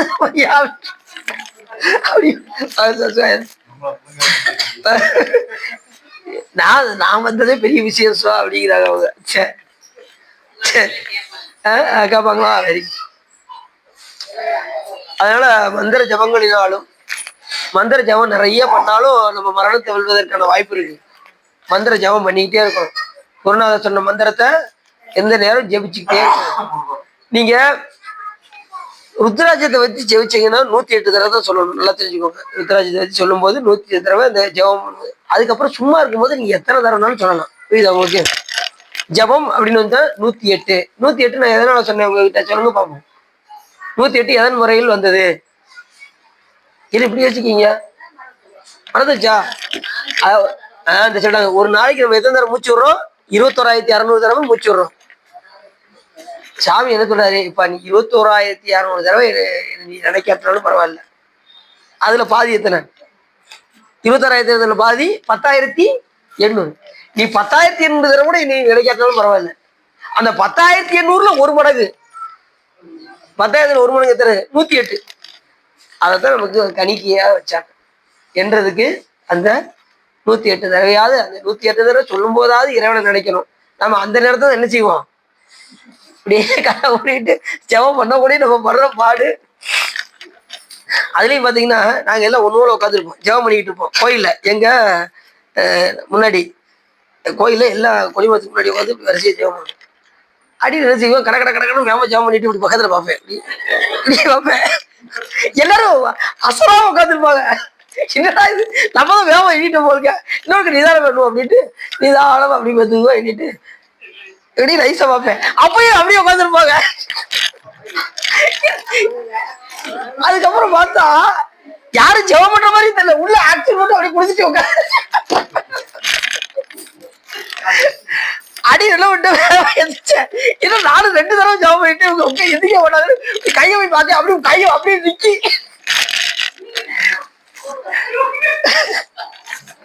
அவங்க கரெக்டா தான் இருக்காங்க, உட்காந்துட்டு தூக்கிட்டாங்க. அதான் கை அப்படி நிக்கி. அதுக்கப்புறம் சார் என்னாச்சு அப்படின்னு, இல்லை கொஞ்சம் அப்படி லைட்டா அப்படியே அசந்துட்டேன் அப்படின்னு, லைட்டா அசந்துட்டேன் அப்படின்னாரு. சரி ரைட்டு ரைட்டு. ஜபம் பண்றதுக்குலாம் கொஞ்சம் சிவத்தோட ஒன்றணும். ஜபம் பண்ணும்போது சுவாமியை ஒன்றி அந்த 108 தடவை ஜபம் பண்ணும்போதாவது சுவாமியை நினைச்சு அறிவோடு அறிவாக கணிக்க வேண்டும். ஏற்கனவே சொன்னல, வெளியில சொன்ன உரை, நாவல சொன்ன மந்தம், அப்புறம் மனதால் சொன்னால் மானதம், அறிவோடு அறிவாக கணித்தால் அது சுத்தமானதம் என்று நான் ஏற்கனவே பார்த்தோம். அதனால அறிவோடு அறிவாக பார்ப்பதுன்னா எப்படின்னா, சிவத்தை தவிர வேற எதையும் சிந்திக்காம இருந்துட்டு ஜபம் பண்றது, அதான் அறிவோடு அறிவாக கணிப்பது. கொஞ்சம் அதுக்கு வந்து மார்க் 100க்கு 100 மார்க் கொடுப்பாரு. உங்களுக்கு 100க்கு 100 மார்க் வேணும்னா நீங்க அறிவோட அறிவா கணிங்க. இல்ல கொஞ்சம் எங்களுக்கு பாஸ் பண்ணா போதும் அப்படின்னா நீங்க அந்த மாதிரி பிடிக்கும். ஆனா குடும்ப அளவுக்கு 100க்கு 100 வாங்குறதுக்கு எல்லாம் முயற்சி பண்ணணும். சரி தானே? அது கஷ்டம்தான், அதை என்றது ரொம்ப கஷ்டம்தான். சாமியை நினைச்சு பண்றது கஷ்டம்தான். இருந்தாலும் நம்ம அனுபவத்துக்கு கொண்டு வரணும். சரிதானே? சரி. மற்ற கால விருத்தியும் வந்த காலத்தில் அதனை விசாரிக்கும் இடத்து ஒருவரும் உடல் இருக்க வல்லவர் இல்லை. ஆன்மா பிரார்த்த கண்மம் புசித்து கொலை வந்த காலத்து மிருத்தியுடன் வந்ததுடன் பொருந்தி இருந்த தேகத்தை விட்டு போய் பரிபக்குவமான கண்மத்துக்கு கீழாய் அதற்கிட்ட தனு கரணாதிகளை போய் பொருந்தும். அந்த கண்மம் முடிஞ்சதுக்கு அப்புறம் எந்தெந்த பிறவியில இருக்கோ அங்க இருந்து மறுபடியும் எங்க வந்துடும்? இப்போ ஒரு ஒரு உலகத்துல இருக்குன்னு வச்சுக்கோங்களேன், மறுபடியும் எங்க வந்துடும்? பிறவி எடுக்கிறதுக்கு அந்த கண்மத்துக்கு கீழா மறுபடியும் வந்து பூலோகத்துல வந்து பிறவி எடுத்துதான் ஒவ்வொரு உயிரும் இறைவன் திருவடியை அடையும். எந்த உலகத்துல போய் நீங்க வசிச்சாலும் சரி, பூலோகத்துல வந்து சிவபூஜை செய்யாம என்ன செய்ய முடியாது, மேன்மை அடையவே முடியாது. யாரா இருந்தாலும் சரி சிவபூஜை கட்டாயமா பண்ணணும். காஞ்சிபுரத்துல அம்மா என்ன பண்ணாங்க? சிவபூஜை பண்ணாங்களா? காஞ்சிபுரத்துக்கு போயிடலாமா? இப்பதானே சார் சொல்லியிருக்கீங்க. 8ஆம் தேதி கும்பாசி ஆயிடுச்சுல்ல? ஆயிடுச்சு. 18, 28, 38, 48 எப்படி அடுத்த மாசத்துக்குள்ள போயிடலாம் தான் நினைக்கிறேன். பார்ப்போம். திருவள்ளூர் கூட்டிக்கிட்டு இப்போ பெங்களூர் போயிட்டு வந்ததுக்கு அப்புறம் போயிடும். இல்லை அடுத்தடுத்து தொடர்ந்து இருக்குல்ல சார்? முடியாதே. அடுத்தது 9, 10, 11 தானே போறோம். 8ஆவது ஒரு 33 நாள் தான் ஆயிருக்கும். அது கடைசி நாளுக்குள்ள போயிடும். சரிதானா? வந்து 1900 போயிடும் சார். சரி, அடுத்த வருஷம் கண்டிப்பா, அடுத்த வருஷம் கண்டிப்பா டெஃபினெட்லி போயிடும். சரி,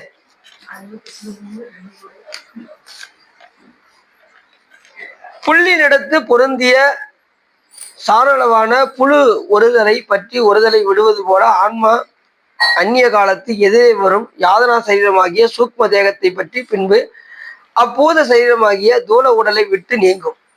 ஒவ்வொன்றும் ஒவ்வொரு இப்போ இதில் அணிவிச்சதுக்கு அப்புறம் சொற்களத்துக்கும் நரகத்துக்கும் யாதனா சரீரத்தை எடுத்துக்கொண்டு செல்லும் போது நல்வினை பரிவாகத்துக்கு ஏற்ப சொர்க்கத்தையும் தீவிரை பயனாகிய நரகத்தையும் போய் சென்றடையும். அங்க போகக்கூடிய சரீரத்துக்கு என்ன பேரு? யாதனா சரீரம் என்று பெயர். இங்க உள்ள சரீரத்துக்கு பூத சரீரம் என்று பெயர்.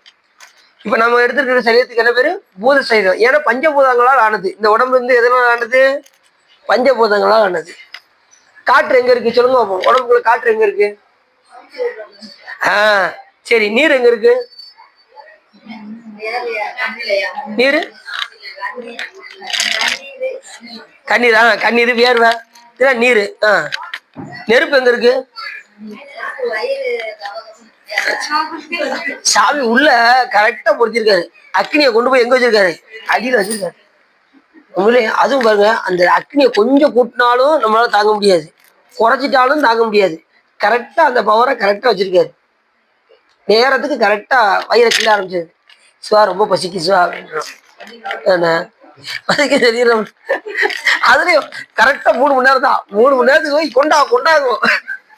எங்க அண்டாவை காலம், இங்க கொண்டா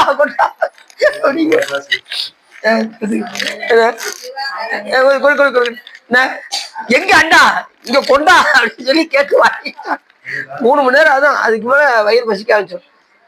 ஆனா சாப்பிடும்போது என்ன நினைப்போம்? இனிமே எப்பா சாப்பிடவே கூடாதியா அப்படின்னு நினைப்போம். கொஞ்சம் ஓவரா சாப்பிட்டோம்னா இனிமே சாப்பாடே மறந்துடணும் அப்படின்னு 3 மணி நேரம் ஆயிடுச்சுன்னா அவருக்கு கதையே வேற. டக்குன்னு சீக்கிரம் போய் சாப்பிட என்ன வந்துடும். அந்த அளவுக்கு தான் நம்ம உடம்புல இருக்கு. 3 மணி நேரம் தான், அதுக்கு மேல பசிக்க ஆரம்பிச்சிடும். சரி, ஆனா ஞானிகளுக்கு வந்து எப்படின்னா, இன்னைக்கு 12 மணிக்கு உணவு உண்றாங்க அப்படின்னா மறுநாள் 12 மணிக்கு தான் அவங்க சாப்பிட பத்தியே நினைப்பாங்க. அது வரைக்கும் நினைப்பே வராது அவங்களுக்கு. அவங்கெல்லாம் ஒரு நாளைக்கு ஒரு வேளை உணவு உண்டால் அவர்கள் யோகி. ஒரு வேளை சாப்பிட்டா யோகி, 2 வேளை சாப்பிட்டா போகி, 3 வேளை சாப்பிட்டா ரோகி. இப்ப நாமலாம் சிலர் பார்த்தீங்கன்னா அதெல்லாம் தாண்டி போய்கிட்டு இருக்கு. 4, 5 எல்லாம் போய்கிட்டு இருக்கு. சிலர் பார்த்தீங்கன்னா சாயங்காலம் அப்படி லைட்டா போய் டிஃபன் சாப்பிட்டுறாரு. இரவு 2 டிஃபன் ஓடிடுது. நிறைய பேர் அப்படிதான் ஓடிட்டு இருக்கு. அவங்களாம் கணக்கிலே சேர்க்க முடியாது அந்த அளவுக்கு. 3 வேளை தான். 3 வேளையே ஜாஸ்தி.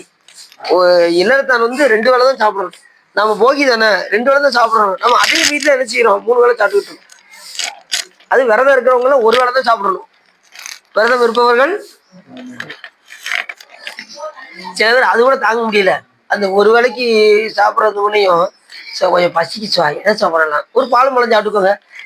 குட். இதை நான் ரொம்ப போய் பால் பழம் சாப்பிட்டு. சில பேர் பார்த்தீங்கன்னா சிவா பழம் சேர மாட்டேங்கி, வேற ஏதாவது ஐடியா தான் கொடுங்க அப்படின்னா, இல்லை பால் வேணும் சாப்பிட்டுக்கோங்க, வேற ஏதாவது வேணும் வடை சாப்பிட்டுக்கலாமா? அதுக்கு நீங்க சாப்பாடே சாப்பிடலாம் அப்படின்ட்டு. சில பேரு அது விரத காலத்துல என்னன்னா, விரதம் வந்து உங்களுக்கு நிறைய பாடத்தை கற்பித்து கொடுக்கும். விரதம் இருந்தா நிறைய அனுபவ பாடம் உங்களுக்கு கிடைக்கும். இந்த பசியோடு இருக்கும்போதுதான் இறைவன் நினைக்க தோணும். என்ன நிறைய என்ன சொல்றாங்க, பட்டியா இருந்தா எப்படிங்க சாமி வரைக்கும், நல்லா சாப்பிட்டுட்டு சாமி கும்பிடுங்க. அப்படி சாப்பிட்டுட்டு சாமி கும்பிட்டோம்னா உறங்கிடும். அதனால பட்னியா இருந்து வழிபாடு பண்ணாதான் சிறப்பு. புரியுதா உங்களுக்கு? ஒரு வேலையாவது இருந்து பாருங்களேன். நீங்க 2 வேலை கூட விடுங்க, அதுக்கப்புறம் ஒரு வேலை இருந்து பார்த்துட்டு அதுக்கப்புறம் 2 வேலை இருந்து பாருங்க. விரதம் இருந்து பார்த்தா தான் தெரியும் விரதத்துடைய தனித்தன்மை. சரி,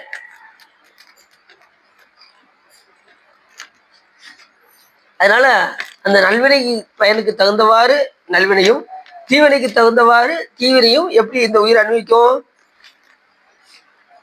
செய்த விலைக்கு தகுந்தவாறு மறுபடியும் பூலோகத்துல வந்து பெறும்.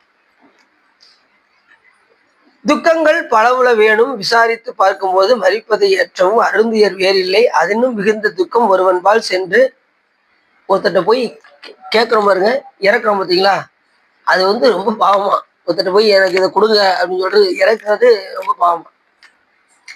அப்படி இரவாது இருந்து கூட வர்றவங்களுக்கு இறப்போருக்கு இல்லை என்னாது இருத்தலும் இம்மை மறுமை இரண்டிற்கும் இன்பமாவது. பாருங்க, ஒருவன்பால் சென்று ஏதாவது கொடு என்று இறத்தல் மிக்க துன்பம் இறப்போருக்கு இல்லை. ஆதலால் தான் ஒருவர்பால் சென்று இரவாதிருத்தல் தன்பால் வந்து இறப்போருக்கு இல்லை என்னாது இருத்தல். ஒருத்தர் போய் கொடுங்கன்னு சொல்லி கேட்காம இருப்பதும் அல்லது இரவாது இருப்பதை கேட்காமல் இருப்பதும். நம்ம கிட்ட ஒருத்தர் வந்து இறக்கும் போது இல்லை என்ற எண்ணாமல் இருப்பதும் வர்றவங்களுக்கு கண்டிப்பா ஏதாவது ஒன்றை கொடுத்துடும். இதுதான் நமக்கு இன்பத்தை தரும், மற்றவை இன்பத்தை நமக்கு தராது. வர்றவங்ககிட்ட இல்லைன்னு சொன்னாலும் குற்றம், ஒருத்தட்ட போய் இதை கொடுங்கன்னு போய் கேட்டாலும் குற்றம். இப்ப நம்ம எத்தனை பேர் வீட்டுல ஏக்கா கொஞ்சம் சீப்பு இருந்தா கொடுங்கக்கா, எங்க வீட்டுல சீப்பே இல்லக்கா அப்படிங்கிறாங்கல்ல. போய் சீப்பு கூட நீங்க வாங்கல, நீங்க ஒண்ணு இன்னும் கொஞ்ச நேரத்துல வாரேன் அப்படின்ட்டு கொஞ்சம் குழம்பு இருந்தா கொஞ்சம் கொடுங்களேன் அப்படின்னு. குழம்புமா அப்படிவாங்க. ஒவ்வொன்றா பார்த்தீங்கன்னா பக்கத்து வீட்டில் போய் இறந்து வாங்குவாங்க. அப்படிலாம் என்ன செய்யக்கூடாது, வாங்கக்கூடாதுன்னு நூல்கள் சொல்லுது. யார்த்தையுமே போய் என்ன செய்யக்கூடாது, இறத்தக்கூடாது. அது மாதிரி இறந்து வர்றவங்கள்ட்ட இல்லைன்னு சொல்லக்கூடாது. ரெண்டுமே நமக்கு இல்லைன்னு சொல்லாமல் இருந்தால் நமக்கு இன்பம் வரும், மறுத்தால் நமக்கு துன்பம் வரும். புரிஞ்சுச்சா? இறப்பவருக்கு அப்படி இறந்தாங்கன்னா சுவாமி அவங்களுக்கு எல்லையில்லாத அருளை கொடுப்பார். இறப்பவருக்கு ஈய வைத்தார், ஈவவருக்கு அருளும் வைத்தார், கரப்பவர் தங்களுக்கு எல்லாம் கடு நரகங்கள் வைத்தார்னாரு அப்பசாமி. சில பார்த்தீங்கன்னா மறைச்சிக்கிட்டு 10 பைசா அதுல இருந்து செலவு பண்ண மாட்டாங்க. ஒரு 10 லட்சம் சேர்த்து வச்சிருக்காங்கன்னு வச்சுக்கோங்களேன், எடுத்து செலவு பண்ணுவாங்கன்னு நினைக்கிறீங்க? அது அப்படியே இருக்கட்டும், அதுல ஒரு பைசா கூட எடுக்கக்கூடாதுன்னு நினைச்சு இருந்தாங்கன்னா, அதுல இருந்து செலவு பண்ணக்கூடாதுன்னு நினைச்சாங்கன்னா, அது எப்பயுமே எல்லாரும் பார்த்தீங்கன்னா 10 லட்சத்துக்கு 20 லட்சமா அகர்ந்து பார்ப்பாங்களே ஒழிய அதுல இருந்து செலவு பண்ணணும்னு நினைக்க மாட்டாங்க. அப்படி செலவு பண்ணாங்கன்னா சிவபெருமான் அருள் கொடுப்பாராம். அப்படி மறைத்து வைத்தால் கடு நரகம் சுவாமி வச்சிருக்காரு. புரியுதா உங்களுக்கு? இறப்பவருக்கு ஈய வைத்தார், ஈவவருக்கு அருளும் வைத்தார், கரப்பவர் தங்களுக்கெல்லாம் கடு நரகங்கள் வைத்தார். அதனால இருக்கும்போதே ஈவதே மேல். செல்வத்தின் பயன் என்னன்னு சொல்றாரு? செல்வத்தின் பயன் திருவள்ளுவர் சொல்றாரு ஈதல். செல்வத்தினுடைய பயன் பிறருக்கு கொடுத்தல், எல்லாரும் மறைத்தல் அப்படின்னு ஒரு இவங்களா புதுசா ஒரு பழமொழி வச்சுக்கிட்டு செல்வத்தின் பயன் மறைத்தல், அதுவும் தனக்கென்றே வைத்துக் கொள்வது என்று அப்படின்னு எல்லாம் இருக்காங்க. தனக்குன்னு எது பயன்படுத்தினாலும் முடிவு வந்து அழிவுதான் என்பதை மறந்துடக்கூடாது. அதனால சாமியுடைய கருணை பாருங்க. சாமி நமக்கு எவ்வளவு கொடுத்துருக்காருன்னு தெரியுமா உங்களுக்கு? நமக்கு நிறைய கொடுத்துருக்காரு சாமி. ஒருத்தர் பெட்டில் அட்மிட் ஆகியிருந்தாராம். அவருக்கு மூச்சு சுவாசம் எல்லாம் கொடுத்து செஞ்சு எல்லாம் முடிச்சுட்டு பெட்லேருந்து அவருக்கு வந்து டிஸ்சார்ஜ் பண்ணாங்க. டிஸ்சார்ஜ் பண்ணி வெளியில் வந்தார். ஏற்கனவே அவருக்கு மூச்சு திணறல், அவருக்கு ஆக்சிஜன்லாம் கொடுத்து செஞ்சு டிஸ்சார்ஜ் ஆகி பில்லை கொடுத்தாங்க. அவர் கையில் பில்லை கொடுத்தது 5,40,000 இருந்துச்சு. 5,00,000 அதில் அழுதாராம். அது டாக்டர் சொன்னாராம், ஏங்க அழுகுறீங்க, பில்லு ரொம்ப இருக்குன்னு அழுதுங்க. அது இல்லைங்க, எனக்கு அதை நினைச்செல்லாம் அழுகல. என் பெருமான் இருக்காரு, இந்த ஒரு 2 நாள் எனக்கு இந்த சுவாசம் ஏத்துறதுக்கு நீங்க 5,40,000 புல்லு போட்டிருக்கீங்க. எனக்கு காலம் ஃபுல்லா எங்க பெருமா எனக்கு காட்டு கொடுக்காரு, இலவசமா கொடுக்காரு. இந்த பெருமானை நினைச்சு எனக்கு கண்ணீராது அப்படின்னாராம். காரணம் பாருங்க, நம்ம எப்படி சுவாசம் பண்றோம், எவ்வளவு சுவாசிக்கிறோம், எவ்வளவு காற்று நமக்கு ஃப்ரீயா கொடுக்காரு. யோசிச்சு பாருங்க. நீங்க இதே இதே காற்றை நீங்க ஹாஸ்பிட்டல்ல போய் ஏத்துட்டு வந்தீங்கன்னா உங்களுக்கு 5,40,000 புள்ள போட்டுருவாங்க. நமக்கு எத்தனை லட்சம் சாமி ஃப்ரீயா கொடுத்துக்கிட்டே இருக்காரு. யோசிச்சு பாருங்க. இருக்காரா கொடுக்கலையா? இந்த கருணையை நினைக்கணும். ஒவ்வொரு நாளும் ஒவ்வொரு பொழுதும் சிவனுடைய கருணையை எண்ணி எண்ணி எண்ணி எண்ணி எண்ணி இந்த உலகத்துல வாங்க. அதான சொல்லணும். எவ்வளவு காட்டு ஃப்ரீயா கொடுக்க, நம்ம எப்படி சுவாசிக்கிறோம், அப்படியே சுவாசிக்கிறோம், நல்லா ஃப்ரீயா சுவாசிக்கிறோம். அவ்வளவு காற்று நமக்கு கொடுக்குறாரு. இதே ஆஸ்பத்திரிக்கு போனா பில்லு. அதனால அந்த கருணையை எண்ணி ஒவ்வொரு நாளும் நம்ம சாமிக்கு முன்னாடி போய் சென்று இருக்கும் போதெல்லாம் அவருடைய கருணையை எண்ணி எண்ணி வழிபாடு செய்ய வேண்டும். திருமுறைகள் பாடும்போது அவருடைய கருணை தெரியணும். வழிபாடு செய்யும் போது அவருடைய கருணை தெரியணும். உறங்கும் போது அவருடைய கருணை தெரியணும். உறங்குவது போலும் சாக்காடு, உறங்கி எழுவது போலும் பிறப்பு. நீங்க நிம்மதியா தூங்கிடுவீங்க. உங்க இதை பாதுகாக்கிறது யாரு? கருவீரங்கள்லாம் பாதுகாக்கிறது யாரு? சுவாமி தான் பாதுகாத்து வச்சிருப்பாரு. காலையில நீங்க கண்ணை திறந்து நம்ம மாமா வீட்டுல இருக்கோமா இல்ல நம்ம வீட்டுல இருக்கோமா ஒரு 2 நிமிஷத்துக்கு உங்களுக்கு எங்க இருக்குன்னு தெரியாது. கண்ணை முழிக்கும் போது அப்பாட நம்ம வீட்டுலதான் இருக்கோம் அப்படின்னு அதுக்கப்புறம் தான் உணர்வு வரும். சாமி ஒவ்வொரு கருவிகாரங்களும் 31 கருவிகளையும் ஒன்னொன்னா வாங்கி வச்சிருப்பாரு. பிராணத்தை மட்டும்தான் வச்சிருப்பாரு. பிராணவாயு மட்டும்தான் இருக்கும் நீங்க உறங்கும் போது. அதுக்கப்புறம் சாமி எல்லா கருவிகரணங்களையும் கொடுக்க ஆரம்பிச்சு. அதுக்கப்புறம் நம்ம இருந்துச்சு உனக்கு உடம்பு கொடுத்தாச்சு, என்ன அட்டுணை பண்ணணுமோ பண்றா அப்படின்றாரு சாமி. காலையில சொல்ற பொய் இரவு வரைக்கும் பொய் சொல்லிக்கிட்டே இருப்பாங்க. ஆனாலும் அப்படிலாம் இல்லாம வாய்மை எனப்படுவது யாதெனின் தீமை இல்லாத சொல், உண்மையே பேசி பழக வேண்டும். யாருக்கும் வாய்மை, அதுவும் பாருங்க பொய்மைன்னு கூட சொல்லல வள்ளுவர், அதை வாய்மைன்னு சொன்னாரு. பொய்மைன்னு சொல்றது கூட அவருக்கு பிடிக்கல. அதனால அது வாய்மை, உண்மை பேசுதல் அப்படின்னு. தீமை நீங்க சொல்ற சொல் வந்து தீமை இல்லாத சொல்லா இருக்கணும், அவ்வளவுதான். அதுதான் உண்மை அப்படின்ட்டு. தீமை இல்லாத சொல்ல. பொய் குறுகனோட பொய்மையின் வாய்மை இடத்த புரை தேர்ந்த நன்மை பயக்கும் அப்படின்னாரு இன்னொரு பாட்டுல. பொய் சொல்லலாம், நன்மை பயக்கும்னா பொய் சொல்லலாம் அப்படின்னாரு. அதே திருவள்ளுவர் என்ன சொன்னாரு? வாய்மை எனப்படுவது யாதெனின் தீமை இல்லாத சொல்லலாம் இருக்கும். சொல்ற சொல்ல தீமை இல்லாததா இருக்கும். சரி, அப்படி